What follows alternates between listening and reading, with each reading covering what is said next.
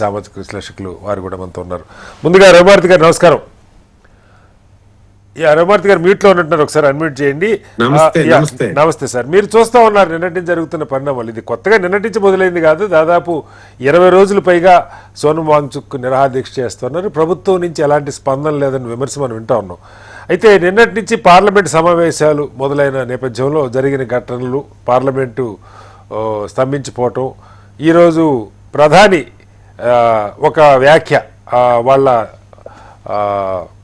Parliament సభ్యులతో మాట్లాడుతూ పిల్లల్ని రెచ్చగొట్టొద్దు, దీని వెనక ఎవరున్నారో మాకు తెలుసు, ఇలాంటి మాటలు కొన్ని ప్రధాని మాట్లాడినటువంటి పరిస్థితి. అయితే ఇవాళ నిన్న జరిగిన హింసకి ఖండనగా కాంగ్రెస్ అగ్రనాయకత్వం అంతా ప్రధాని ఇంటి ముందు ధర్నాకు కూర్చున్నారు. ఎలా అర్థం చేసుకోవాలి, ఏం జరుగుతుంది? ధర్మేంద్ర ప్రధాన్ గారు రాజీనామానే కీలకమైన డిమాండ్ కనపడుతున్నారు. రఘుమార్తి గారు ఏం చెప్తారు? చెప్పడానికి ఏముందండి, దీనిలో చాలా స్పష్టంగా బీజేపీ చిన్న డిమాండ్ని, చాలా చిన్న డిమాండ్, గత 3 సంవత్సరాల్లో 2 సంవత్సరాలు నీట్ పరీక్ష పేపర్ లీక్ అయింది. మొన్నటికి మొన్న ఆన్లైన్ స్క్రీనింగ్ పేరుతో +2 విద్యార్థులు నానా ఇబ్బంది పడ్డారు. అట్లాగే దాదాపు 7-8 సార్లు వివిధ ఎన్టీఏ నిర్వహిస్తున్న వివిధ ప్రశ్నాపత్రాలు లీక్ అయినాయి. వీటన్నిటి వెనక విద్యార్థులు అడుగుతున్నది ఒకటే ఒక విషయం, అది ధర్మేంద్ర ప్రధాన్ రాజీనామా చేయాలి.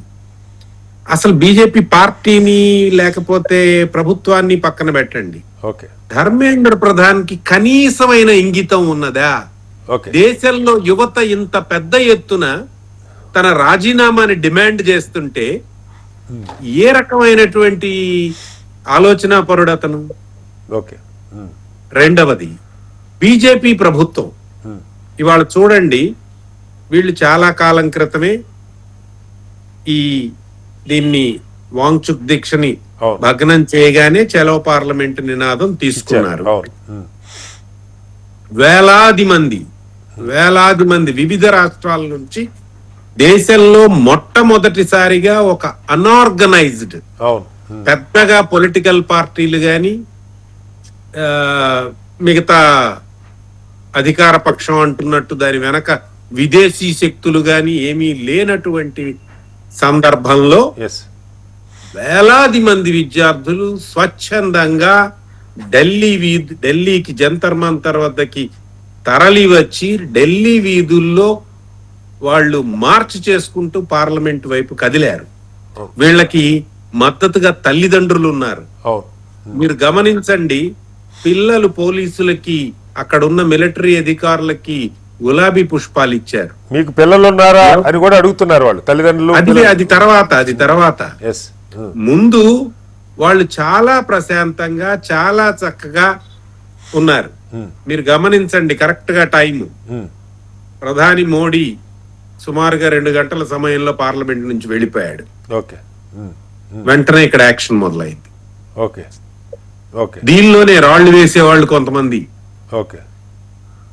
మరి అది పోలీసుల్నే సివిల్ డ్రెస్ లో పంపించారా, లేదా వీళ్లే కొంతమందిని ముందే హైర్ చేసి పెట్టారా? వీళ్ళెవరు రాళ్లు తీసుకురాలేదు, విద్యార్థులు ఎవరు.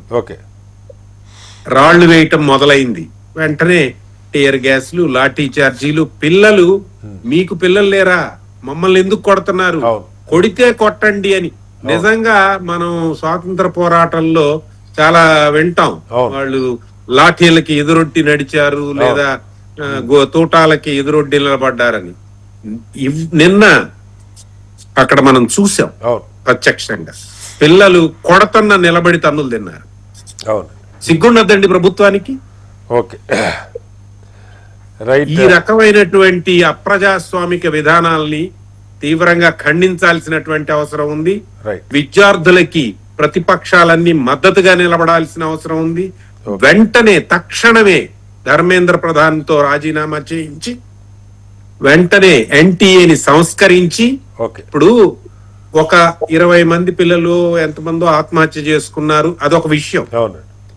మళ్లీ పరీక్ష నిర్వహిస్తే సీట్లు వచ్చి ఈసారి సీట్లు రాని వందలాది మంది విద్యార్థులకు ఎవరు సమాధానం చెప్పాలి? వాళ్ళకి ఆ బాధ ఉంటుంది కదా, ఆబ్వియస్లీ బాధ ఉంటుంది. మనకి పోయినసారి బాగా రెచ్చ కొంతమందికి అలా జరుగుతుంది. ప్రభుత్వం ఏమి బాధ్యత తీసుకోలేదా? మేము మళ్ళీ నిర్వహించాం, మేము ఈసారి మంచిగా నిర్వహించాం అంటే సరిపోయిందా? ఓకే. ఇది అట్లాగే అసలు అంత మంది రాయాల్సిన పరీక్షని అంత కేంద్రీకృతంగా అవును విద్య కంకరెంట్ లిస్ట్ లో ఉందండి. అవును. ఏ రాష్ట్రానికి ఆ రాష్ట్రానికి బాధ్యత ఇవ్వచ్చు, వికేంద్రీకరణ చేయొచ్చు. ఓకే. అంత కేంద్రీకరించి విఫలం అవటం ఎందుకు పదే పదే మళ్ళీ? Yes sir. కాబట్టి తక్షణమే దీని మీద ప్రభుత్వం స్పందించి విద్యార్థులకి న్యాయం చేయాలని, వాళ్ళ మీద పెట్టిన కేసులన్నీ విత్డ్రా చేసుకోవాలని చెప్పి, ఆ చనిపోయిన విద్యార్థులకి తగిన సహాయం అందించాలని చెప్పి, అట్లాగే ధర్మేంద్ర ప్రధాన్ కీలకమైన డిమాండ్, మీరు ఇంకో విద్యామంత్రిని పెట్టుకోండి. నేను ధర్మేంద్ర ప్రధాన్ తప్పితే మొత్తం మీ పార్లమెంట్ సభ్యుల్లో ఒక్కడ కూడా లేడా విద్యామంత్రిగా పనిచేయటానికి? Okay okay right sir. మళ్ళీ